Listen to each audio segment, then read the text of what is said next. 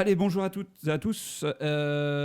Voici une idée que j'avais depuis longtemps et qu'avec un certain nombre de complices, j'arrive à réaliser. Bienvenue dans Cyprium, l'émission.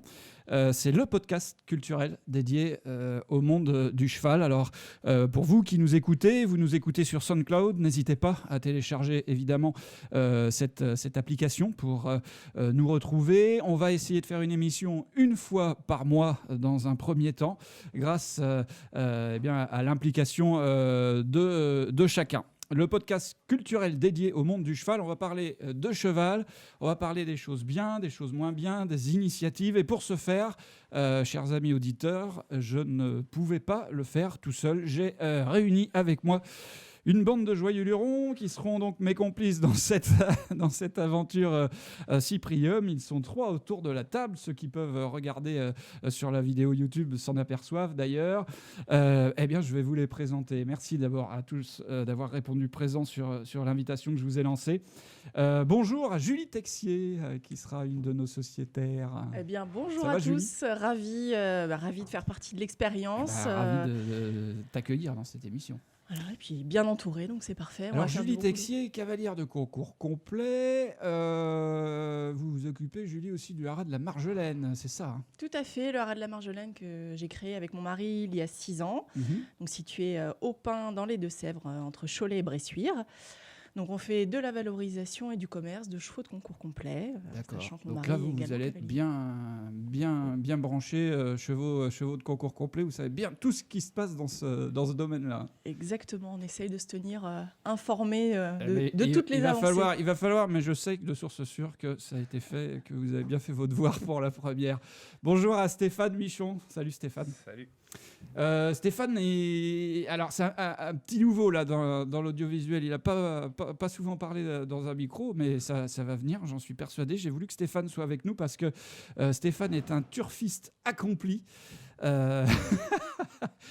Stéphane, si, vous êtes ancien premier garçon d'écurie dans le trot, hein, oui.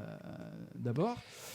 Turfiste accompli, je le disais, il se passe aussi beaucoup de choses dans le monde des courses. Vous allez essayer de suivre tout ça avec nous et pour nous, hein, essayer de le retranscrire, etc.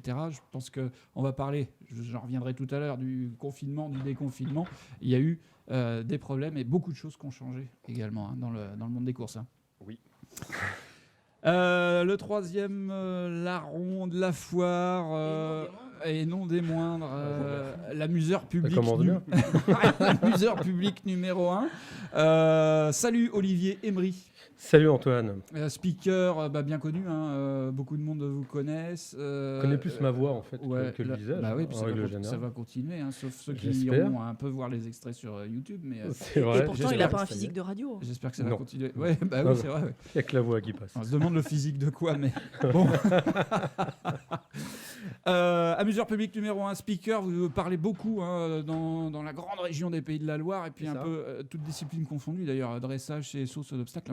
Oui, et puis attelage, et puis manifestation équestre, et puis un petit peu de tout dans l'international, dans le national, et puis oui, voilà, oui, dans tout ce qui touche le cheval, de près ou de loin. En revanche, j'avoue que les courses.